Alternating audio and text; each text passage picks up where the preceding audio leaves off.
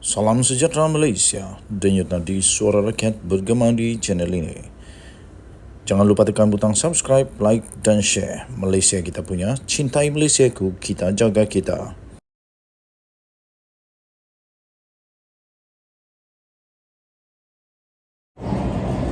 Salam sejahtera Malaysia, denyut nadi suara rakyat bergema di channel ini.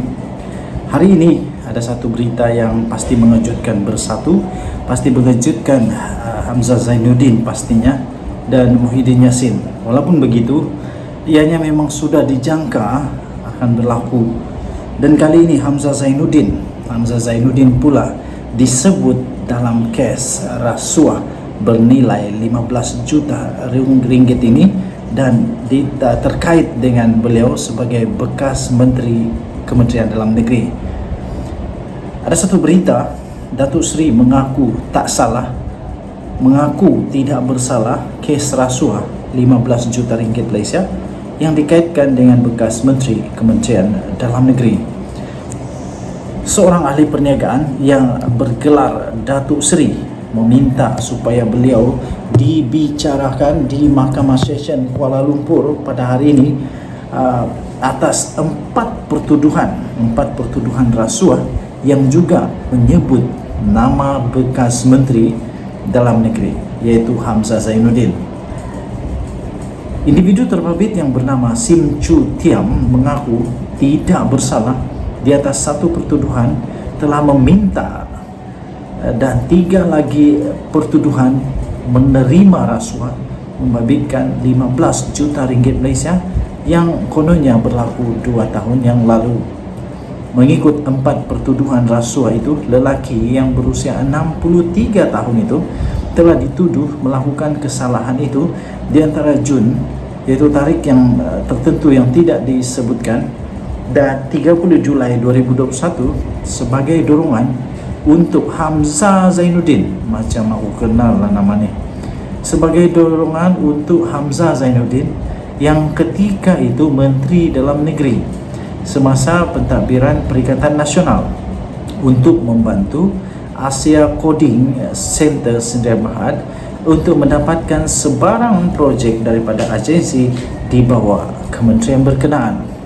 Sim telah dituduh meminta dan menerima rasuah daripada pengarah urusan Asia Coding Center Hep Kim Hong melalui seorang Syed Abdul Zafran Syed Ahmad.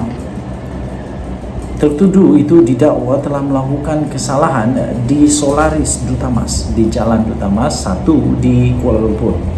Pertuduhan itu didakwa mengikut Seksyen 16-A-B Akta SPRN tahun 2009 dengan Seksyen 24-1 Akta yang sama, yang mana kesalahan itu jika disabitkan bersalah memperuntukkan hukuman penjara maksimum tidak melebihi 20 tahun serta denda tidak kurang 5 kali ganda jumlah rasuah yang terlibat atau RM10,000 Malaysia, mana yang lebih tinggi jika tertuduh didapati bersalah.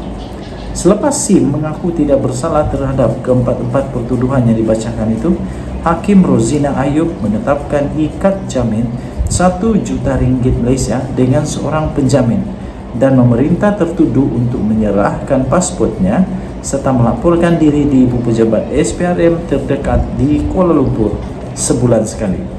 Hakim juga telah menetapkan pada 14 Jun ini untuk sebutan semula kes.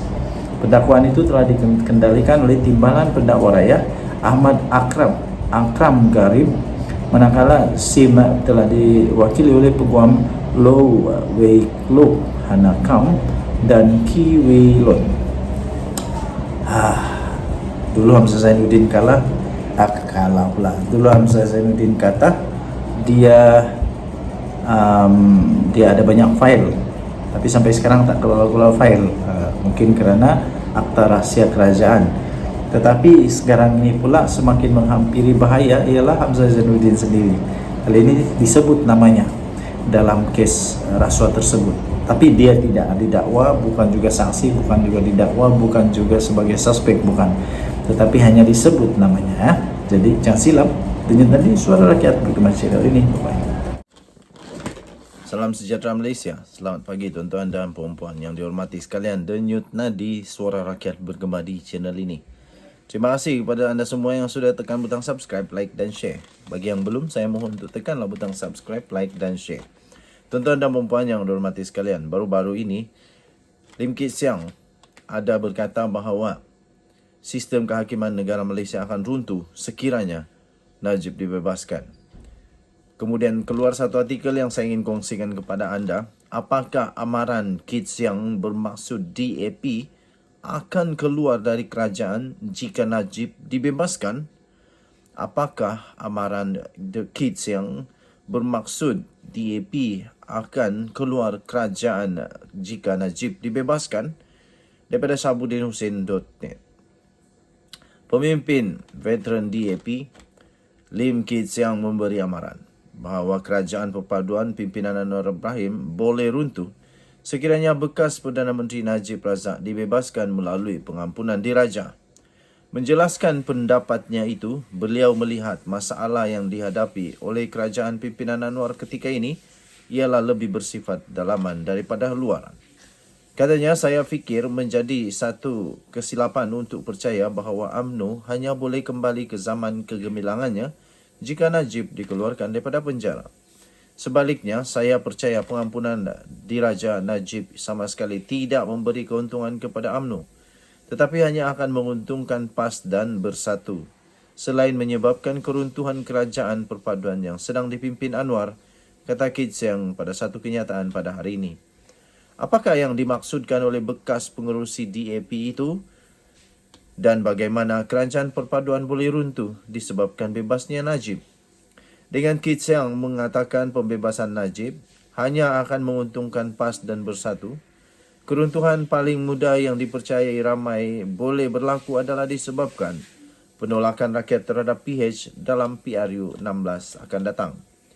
Berdasarkan sentimen majoriti rakyat yang tidak setuju dengan pembebasan Najib, membebaskan bekas Perdana Menteri yang terkait dengan skandal 1MDB serta belum pun setahun menjalani hukuman penjara daripada 12 tahun yang diterimanya, ia secara langsung bermakna Pakatan Harapan tidak bertindak selari dengan keinginan rakyat. Akibatnya, rakyat pasti akan menghukum PH kerana kedudukan Anwar sebagai Perdana Menteri dipercayai berperanan membantu pembebasan Najib itu. Jika itu berlaku sebagaimana disebut Kit Siang, PAS dan Bersatulah yang akan untung. Keruntuhan itu tidak berlaku dalam waktu terdekat ini. Sebaliknya, pada PRU 16 yang dijangka kira-kira 4 tahun lagi.